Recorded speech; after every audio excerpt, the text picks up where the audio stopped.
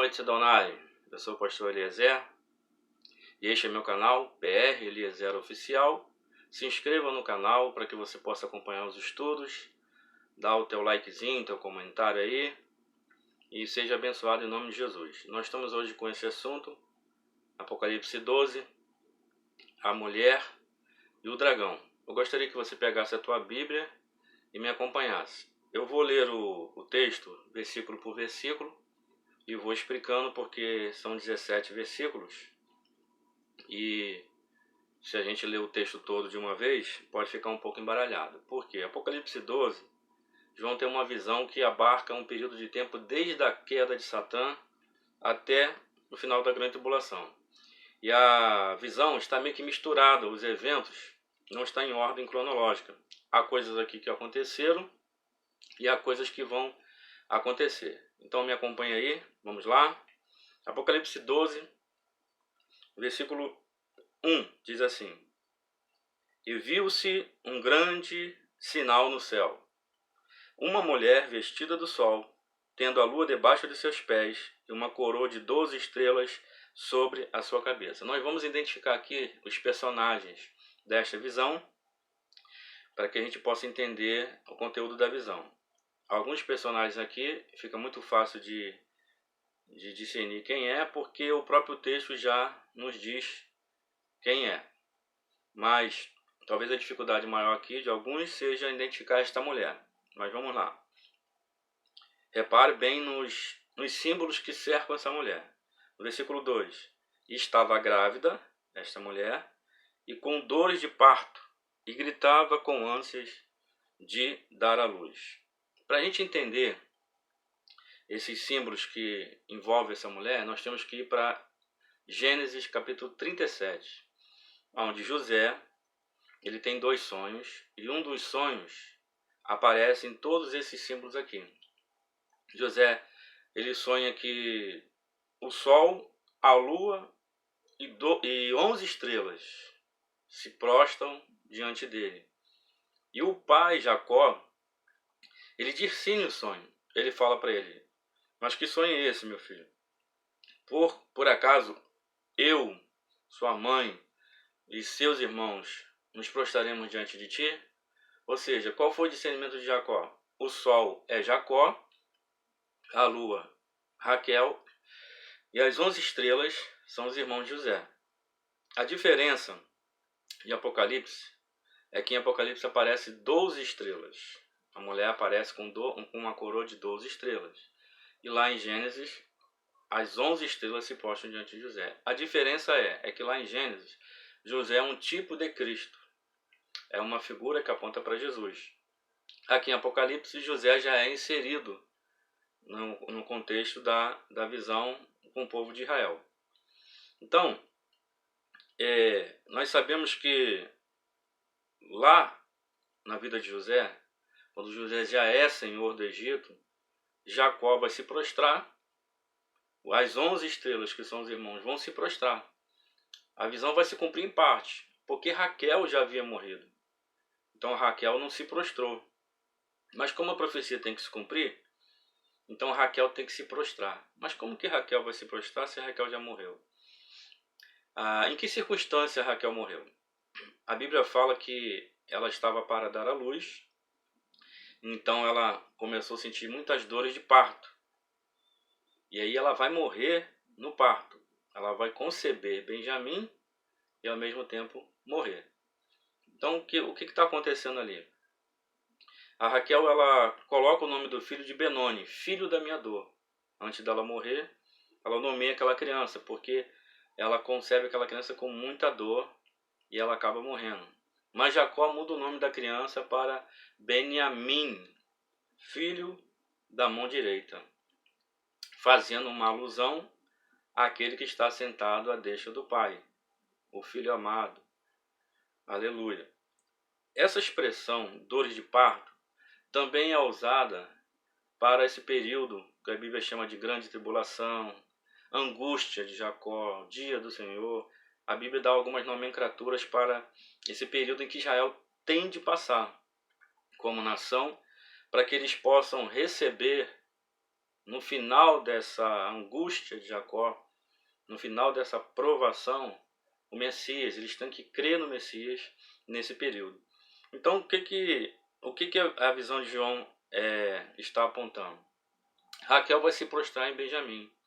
Então, o povo de Israel sofrerá grande sofrimento nesse período para que eles possam gerar o Messias, assim como Raquel. Raquel sofreu bastante dores de parto para que o Messias, para que Benjamim, aliás, figura do Messias, pudesse nascer. Então, diante de grandes sofrimentos, Israel vai crer no Mashiach e Yeshua. Esta mulher, ela já está revelada em Gênesis 3,15. Em Gênesis 3,15 o Senhor falou para Satã: porém inimizade entre ti e a mulher. Não estava falando de Eva nem qualquer outra mulher, mas Israel, que surgiria ainda naquele tempo como nação. E ele fala que o descendente da mulher, como também aparece em Apocalipse 12, ela vai gerar um descendente através dessas dores de parto.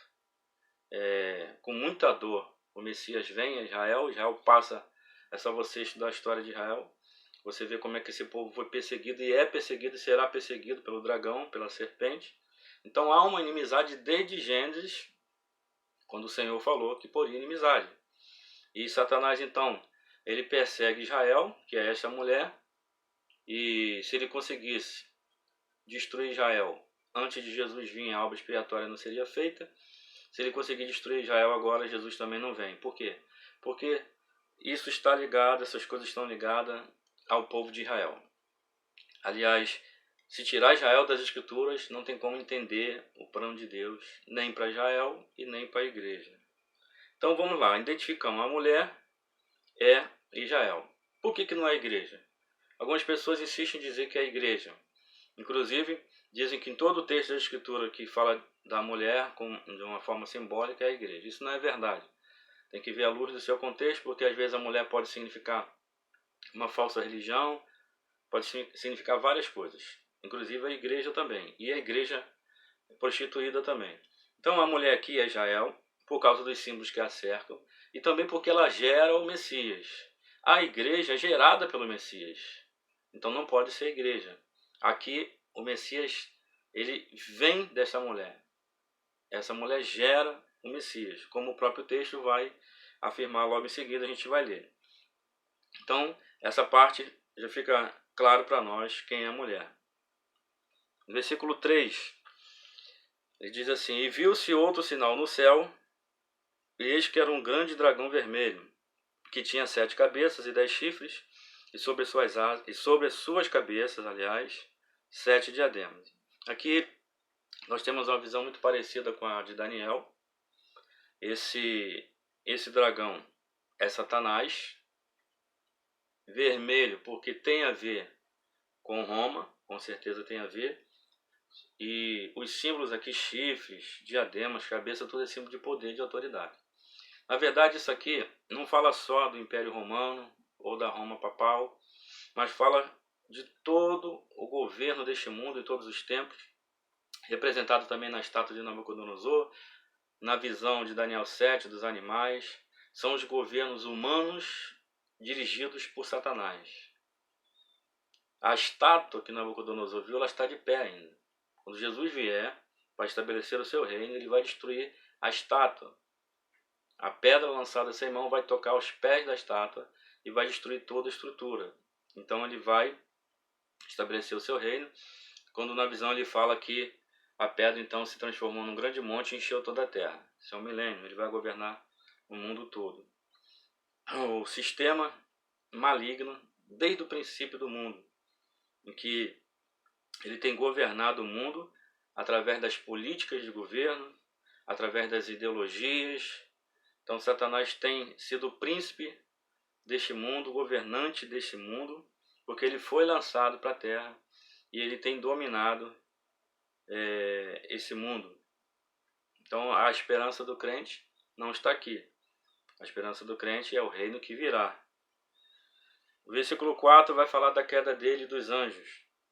E a sua cauda levou após si terça parte das estrelas do céu. É aqui que a gente infere que 1/3 dos anjos caíram. A cauda é símbolo na Bíblia de engano.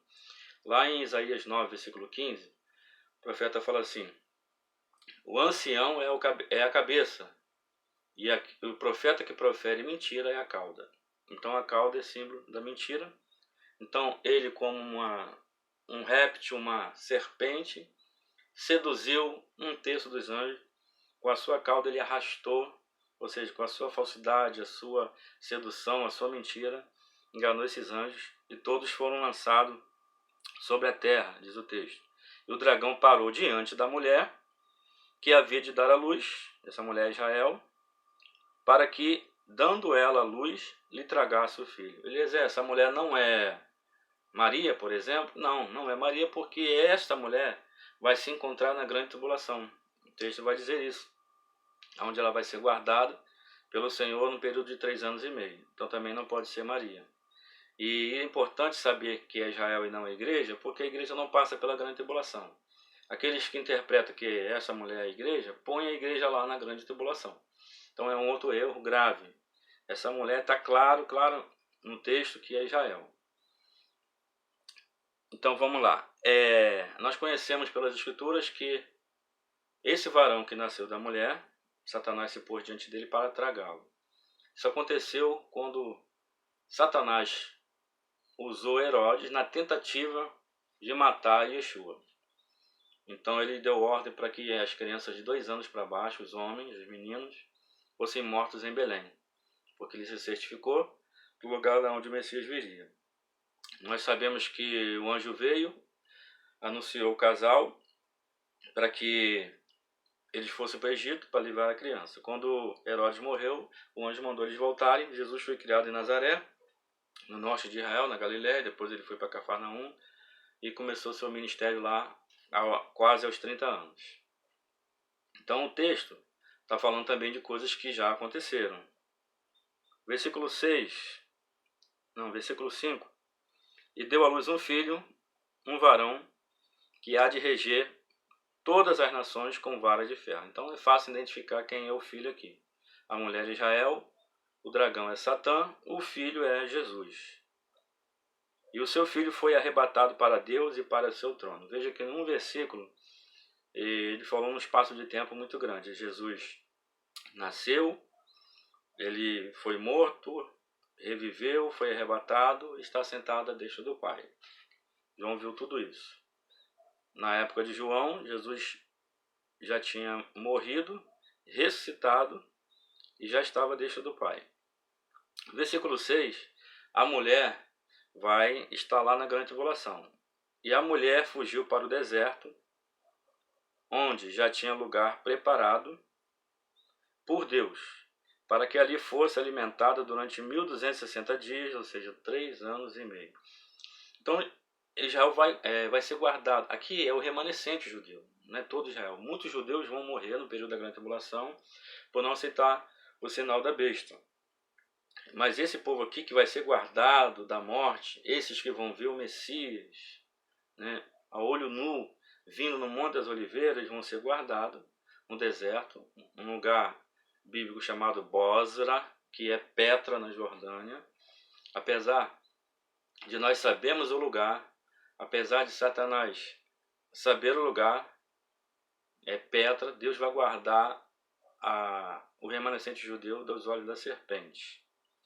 E aí quando Israel estiver lá em Jerusalém, porque eles vão ter que ir do deserto para Jerusalém em algum momento, e vai ser aí que o Anticristo com seus exércitos, a semelhança de Faraó, que pensou que Israel estava confuso, Israel ficou diante do mar, das montanhas, e aí Faraó viu a oportunidade então de destruir o povo de Israel.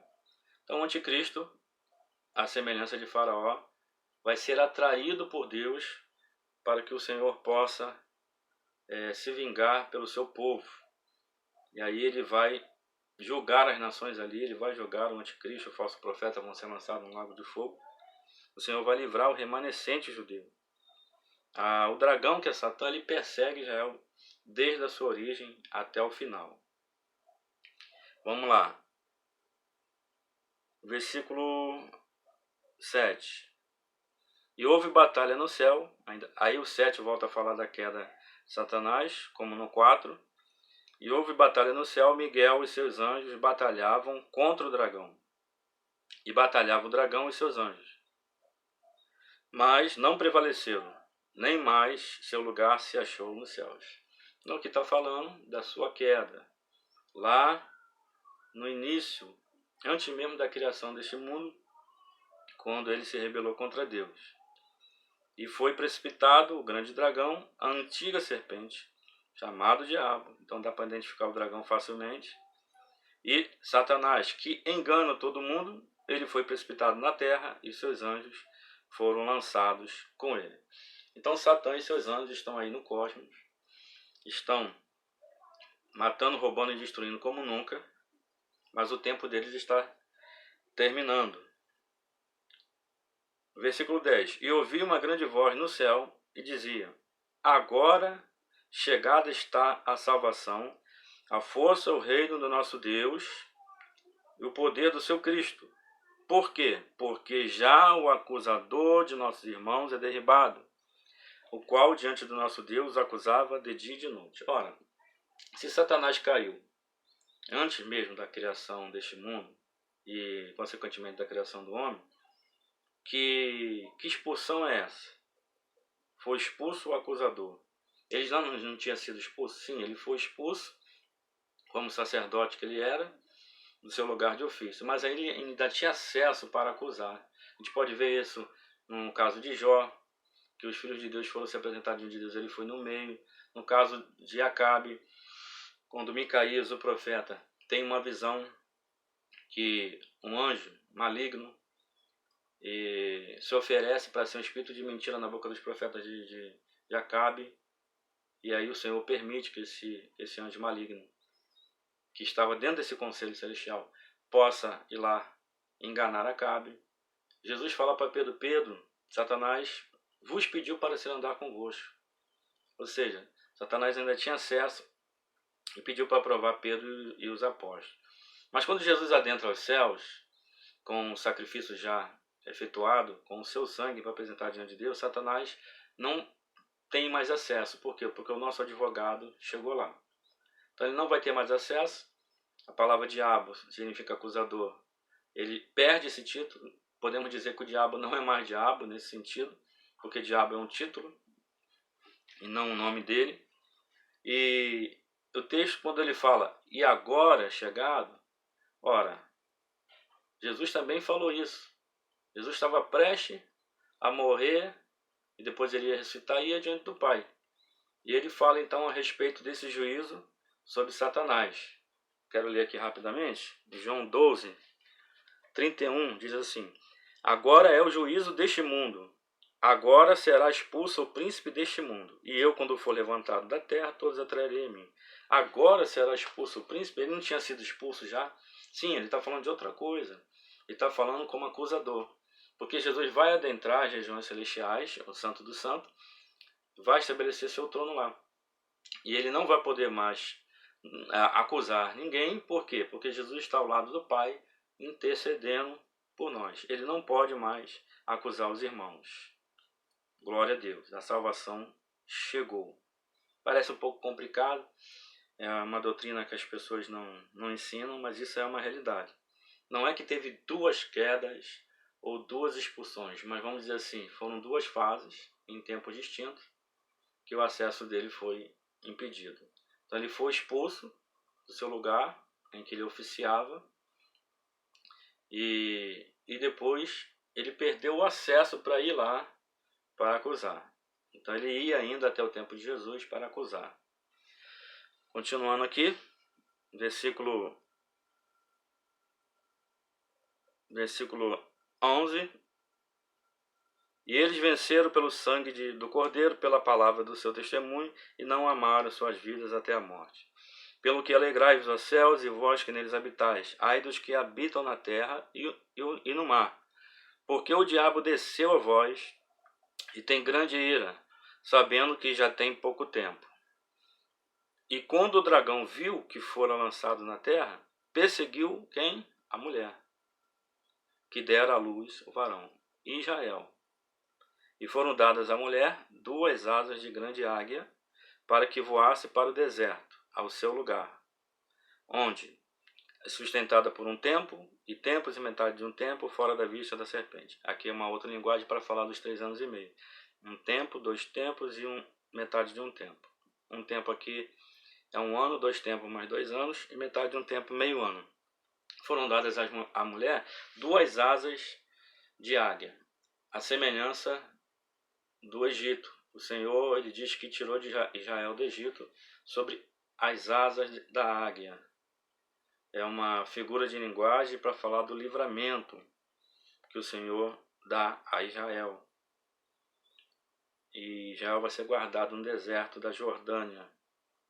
E a serpente lançou da sua boca atrás da mulher água como um rio, para que pela corrente se fizesse arrebatar. Eu acredito que essa água como um rio, essa corrente de água como um rio, essa correnteza, será as nações que o anticristo irá regimentar para ir contra Israel. Só que o Senhor vai intervir quando os exércitos do anticristo estiverem encurralando Israel no Monte das Oliveiras. Jesus vem com a sua igreja que outrora subiu com ele. Está lá em Zacarias, você pode pesquisar, Zacarias 14. Ele desce no Monte das Oliveiras e aí ele vem com seus santos. Então ali, a partir daquele momento, ele começa o julgamento sobre as nações. Versículo 16, a terra ajudou a mulher, e a terra abriu a sua boca e tragou o rio que o dragão lançava da sua boca. Então esses que virão contra Jerusalém irão morrer, porque o Senhor Jesus vai vir aniquilando eles, porque ali é o vale da decisão, é o vale de Josafá, é o lugar do juízo. A Bíblia fala em diversos textos que há um convite para as aves do céu, as aves de rapina, venham para o grande banquete do Senhor, para comer carne de reis, de gente livre, de gente escravo, todo tipo de gente, cavalo e cavaleiros. Então haverá um grande morticínio da parte de Deus com aqueles que se voltarem contra Israel. Porque o que ele falou para Abraão, no capítulo 12 de Gênesis, vale até hoje, vai valer até aquele dia em que ele diz que aquele que bem dizer, abençoar Abraão será abençoado. Aquele que maldizer, amaldiçoar Abraão será amaldiçoado. Certamente estava falando não só de Abraão, mas da sua descendência. Então a semelhança que aconteceu também com Coré, Datã e Abirão, essa linguagem aqui fala do juízo de Deus. A terra vai se abrir. O Senhor vai então tragar aquela corrente de água, ou seja, aqueles povos que virão, aliás, para destruir Israel serão destruídos. É isso que vai acontecer. E o dragão, que é Satanás, irou-se contra a mulher e foi fazer guerra ao resto da sua semente, os que guardam os mandamentos de Deus e têm o testemunho de Jesus Cristo. Durante esse período, os 3 períodos e meio primeiro, haverá um grande evangelismo do povo judeu na grande tribulação através de 144 mil judeus, que estarão espalhados no mundo pregando o evangelho. E as 2 testemunhas que são judeus também estarão em Jerusalém, pregando em Jerusalém o evangelho. Então haverá para o povo judeu, sim, um avivamento nesse tempo, porque a palavra será pregada com profusão. E eles vão clamar pelo Messias quando estiverem encurralados. Assim como no tempo dos juízes, em que Israel pecava, Deus enviava um opressor, Israel clamava por arrependimento, clamava por libertação, o Senhor enviava um libertador, um shofet, um libertador. Então, o Senhor também vai esperar com que Israel clame por socorro. Zacarias fala isso. Quando eles clamarem, o espírito de súplica vai descer sobre eles. E aí então o Senhor virá para socorrê-los. Então Satanás, ele vai continuar perseguindo o povo judeu. Haverá uma grande tribulação, está prestes a acontecer, em que Satanás tem como propósito, sempre teve, de destruir o povo de Israel. E nós, como igreja, o nosso papel é orar para que haja paz em Jerusalém. E orando sobre a paz de Jerusalém, isso implica na vinda do Senhor para a igreja, no arrebatamento, e implica no estabelecimento do reino milenal, porque para que haja paz nesse mundo, somente o príncipe da paz. Não se iluda. Nenhum governo humano, nenhum governo dessa dispensação vai resolver as demandas da raça humana.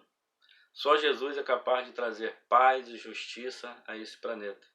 Só Ele é capaz de restaurar todas as coisas. Só Ele é capaz de refrear a iniquidade do homem. O ser humano é o único animal que destrói seu próprio habitat. O planeta está agonizando. É só você ver as notícias. O coronavírus está aí espalhando pelo mundo, já chegou no Brasil. O tempo está desregulado, o tempo está maluco, a natureza está gemendo, como Paulo fala, e toda a criação geme, aguardando a redenção dos filhos de Deus. Ela está aguardando a sua própria transformação, porque ela foi entregue à vaidade por Adão. E cada vez que o tempo passa, as coisas pioram. Não vai melhorar. Satanás tem perseguido Israel porque ele sabe que Israel é o centro nevrálgico das Escrituras, do mundo espiritual.